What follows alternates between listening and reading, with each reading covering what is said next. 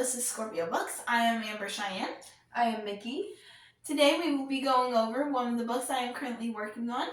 It is called Defying the Fates, Ophelia's Odyssey. I have planned to write this into a full series, but we're going to start with the characters of book 1, and then from there you will receive updates.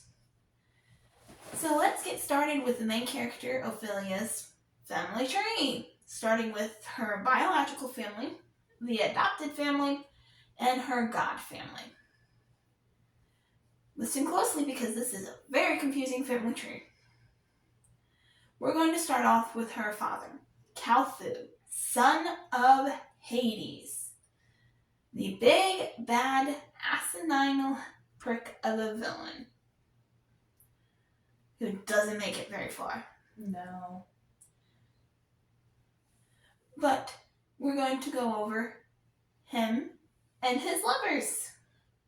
We'll start with lover number 1. That would be our goddess of chaos, Eris. And her 3 sons. The oldest one being Amon, the big bad villain that takes his father's place. The second son would be Ambrose, the necromancer who can easily form Amon's army without a second thought. Snap of the finger, and they have an entire army to do their bidding. We have the youngest son, the most dangerous and unpredictable out of them all, Anubis. And no, we're not referring to the god of death. This one was named after him.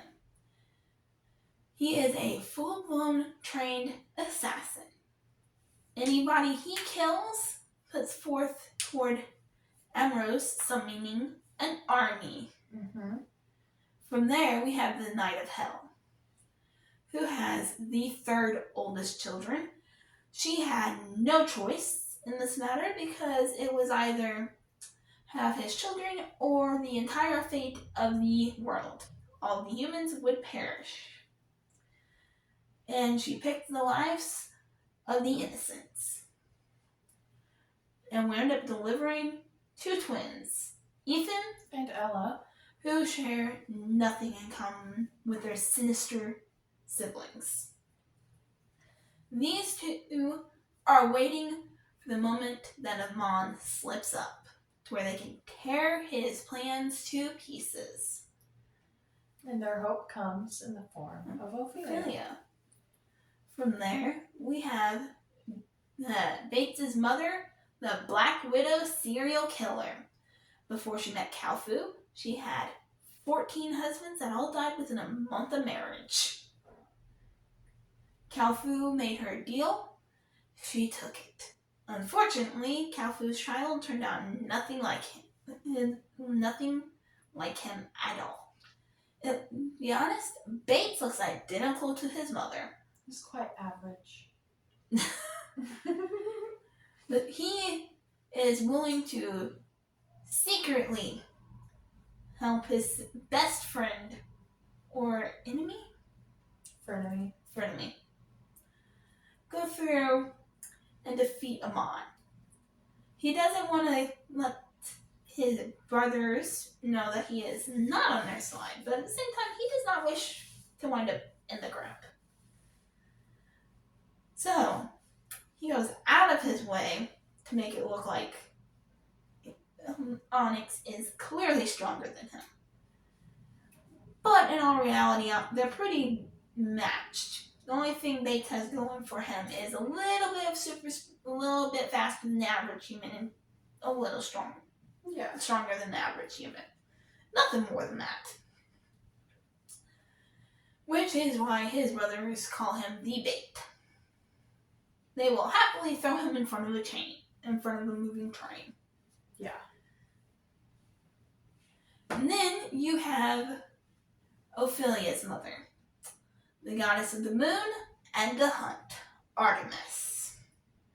She was fooled into believing Calfu was her long-lost lover that her father had killed. He had taken the form and convinced her that that her brother had went to try to redeem himself. All reality, it was Kalfu hoping to wind up with another powerful heir to his precious little army.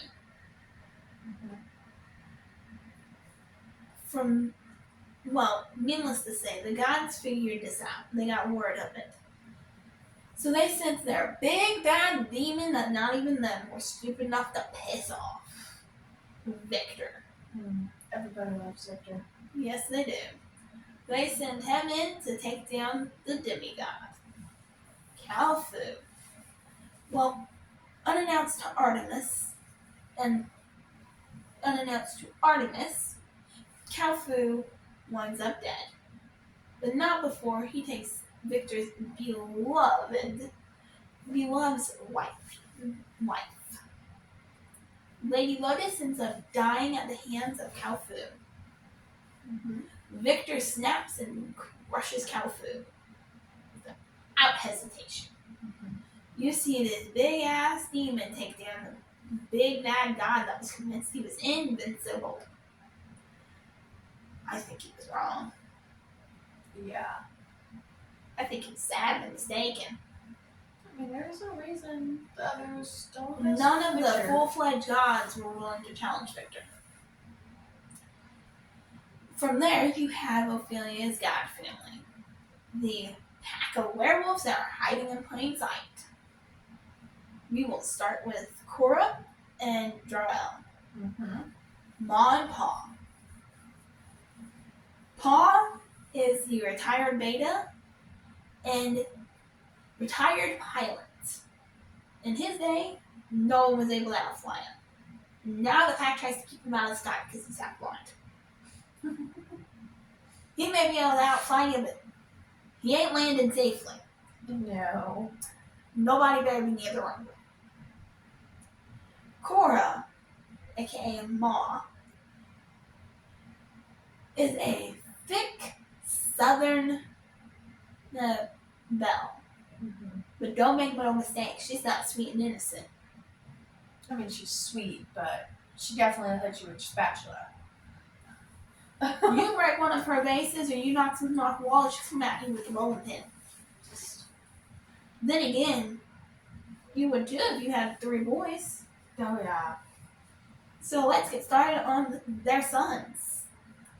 You have Nico, who is the alpha's mate, Sergei. Together, those two have a daughter that we have not named. She was conceived through surrogacy. Then you have the second oldest, which is Dorian, who took his dad's place as the pilot for the pack.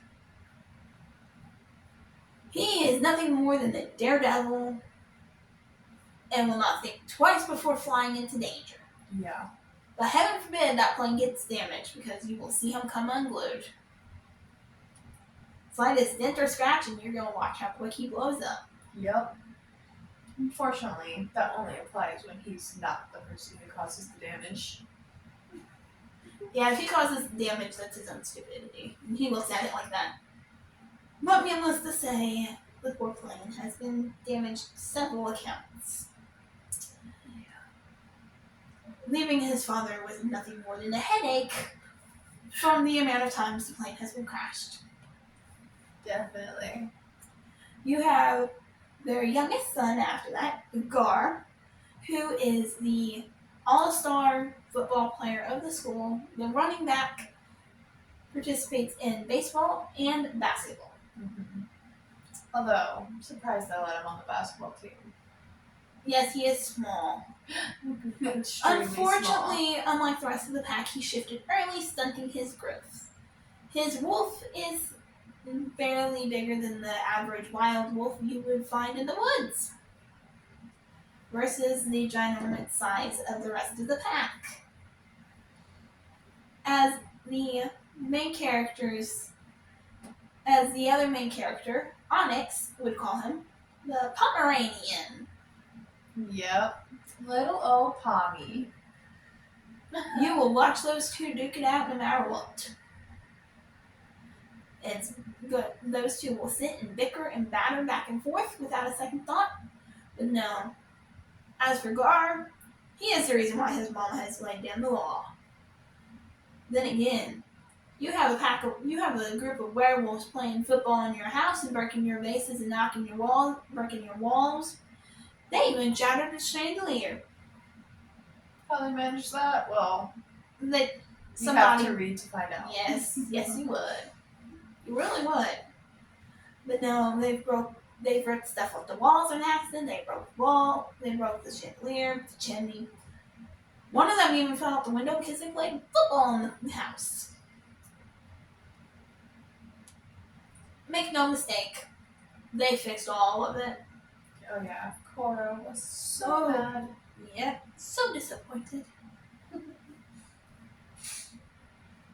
But no, that would be Ophelia's biological family, adopted father, the woman who used her magic to save her, which would have been her adopted mother had she not died, and her god family.